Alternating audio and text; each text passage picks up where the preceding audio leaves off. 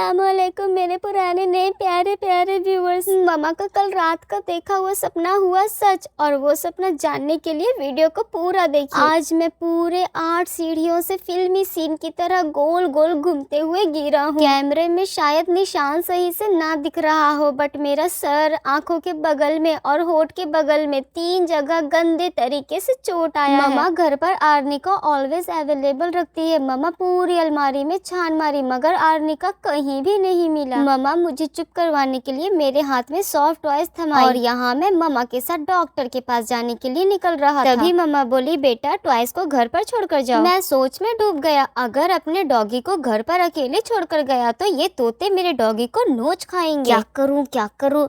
Idea, doggy को अपने गाड़ी के डिग्गी में छुपा देता हूँ। चलो अब मेरा डॉगी सेफ है। यहाँ हम टोटो के इंतजार में खड़े थे। चलो हमें टोटो भी मिल गया। तेज रफ्तार में चलते हुए टोटो ने हमें हमारे रास्ते पर छोड़ा और रोड क्रॉस करते हुए हम पहुँचे होम्योपैथिक क्लिनिक पर। मैं जब कभी भी गिरता हूँ होम्योपैथिक से लिया आर्निका ही यूज करता हूँ। वैसे तो मैं सर्दी, खांसी, फीवर और बाकी बीमारियों में एलोपैथिक मेडिसिन का ही यूज करता हूँ, बट गिरने पड़ने पर होम्योपैथिक का ओनली आर्निका। और सिर्फ मैं ही नहीं, हमारे घर के सारे बच्चे गिरने पड़ने पर आर्निका का ही यूज करते हैं। अच्छा, तो स्टार्टिंग में मैंने बताया था ना मम्मा का सपना सच हुआ। दरअसल कल रात की ही बात है। एक्चुअली रात नहीं, अर्ली मॉर्निंग, यानी हमारी लैंग्वेज में भोर। मम्मा भोर में सपना देखी। मम्मा मुझे लेकर अपनी मम्मा के नानी घर गई है और हम सब वहाँ से मुलाकात करके घर से निकल ही रहे थे कि सीढ़ी पर मैंने मम्मा का हाथ छुड़वा लिया और बोला मैं अपने से सीढ़ी से उतरूंगा। मम्मा मुझे आवाज देती रह गई, लेकिन मैं अपनी जिद से मम्मा का हाथ छुड़वा कर उतरने लगा। तभी सीढ़ी पर मेरा पैर लड़खड़ाया और मैं मम्मा के सपने में भी फिल्मी स्टाइल में गोल गोल घूमते हुए सीढ़ी से गिर गया। जब मम्मा का अगली सुबह 11 बजे ये सपना आंखों के सामने ही पूरा हुआ तो मम्मा का हक्का बक्का बंद हो गया। मुझे गिरा देख मम्मा मुझे जल्दी से उठाकर गले में ऐसे चिपकाई कि 2 मिनट तक डर से मेरा शक्ल भी नहीं देखी, क्योंकि मम्मा इस बात से सदमा में थी कि तुरंत का तुरंत सपना पूरा कैसे हो गया। चलो बातों ही बातों में अब मेरा नंबर भी आ गया। मम्मा डॉक्टर से मेरी सारी बदमाश भरी करतूतों की शिकायत की।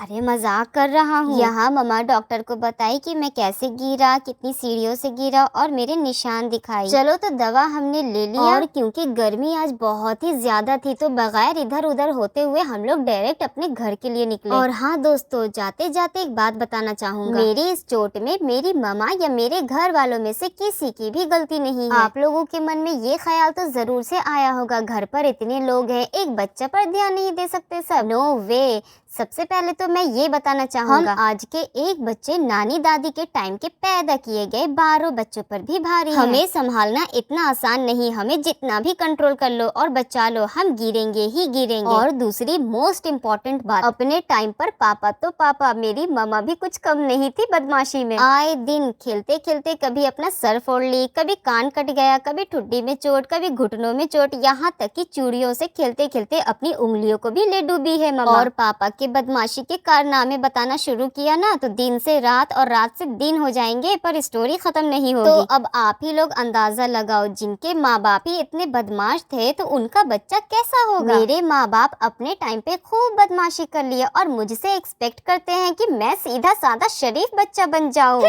बड़ा दोस्तों, फिर भी अगर मेरे गिरने पर अफसोस आया हो तो मेरी वीडियो को लाइक और शेयर कर दो। स्टोरी चाहे जैसी भी हो, पर चोट मेरी असली है दोस्त। मिलता हूँ नेक्स्ट व्लॉग में, तब तक के लिए अल्लाह हाफिज।